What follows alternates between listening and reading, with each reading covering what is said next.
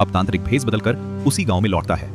इधर जब दिव्या सरभा से मिलने निकलती है तभी रास्ते में उसकी टक्कर एक महिला से हो जाती है और इसी दौरान उसके हाथ की ताबीज नीचे गिर जाती है, लेकिन उसे इसका पता नहीं चलता। तभी सामने उसे सरभा दिखाई देता है।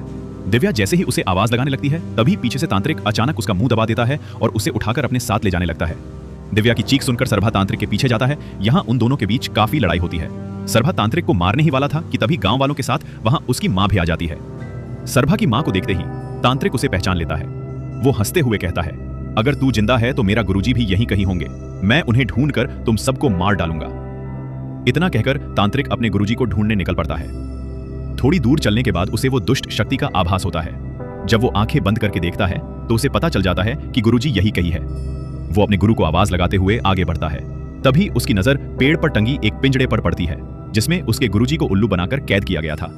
अपने गुरु को आजाद कराने के लिए तांत्रिक पेड़ की तरफ दौड़ता है, लेकिन तभी पेड़ में लगी दिव्य कवच उसे वही रोक लेता है। दरअसल इस पेड़ पर कई सारे दुष्ट आत्माओं को कैद किया गया था। कोई भी बुरी शक्ति पेड़ तक ना पहुंच सके, इसलिए पंडित ने पेड़ के चारों तरफ ये सुरक्षा कवच लगवाया था। अब तांत्रिक अपने गुरुजी से कहता है, 18वीं बलि देने के बाद इस कवच को तोड़कर आपको बाहर निकालूंगा और जिन लोगों ने आपको यहाँ कैद किया है मैं उन्हें जीवित नहीं छोड़ूंगा। अपने गुरु को वचन देकर तांत्रिक वापस अपने स्थान पर लौटता है। यहाँ वो अपने शैतानों से एक गुफा का द्वार खुलवाता है। इस गुफा के अंदर उसके गुरुजी के मृत शरीर को रखा गया था। अब तांत्रिक जैसे ही मंत्र का जाप करता है तभी गुरुजी की मृत शरीर एक चट्टान पर गिरती है। अपने गुरु को पुनः जीवित करने के लिए तांत्रिक उस मृत शरीर से कपड़े को हटाने लगता है। तभी गुरुजी की दुर्दशा देखकर तांत्रिक क्रोधित हो उठता है। तभी वो एक पिशाचनी को बुलाता है और कहता है, तुम्हें दिव्या के शरीर में घुसकर उस सुरक्षा कवच को तोड़ना होगा।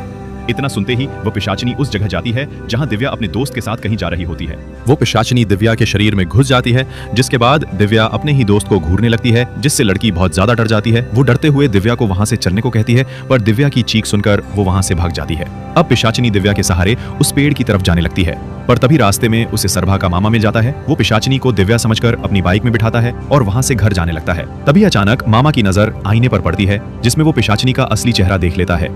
डर के मारे वो बाइक स्लो कर देता है, जिससे पिशाचनी को उस पर शक हो जाता है। क्या मामा बच पाएगा? जानेंगे अगले भाग में।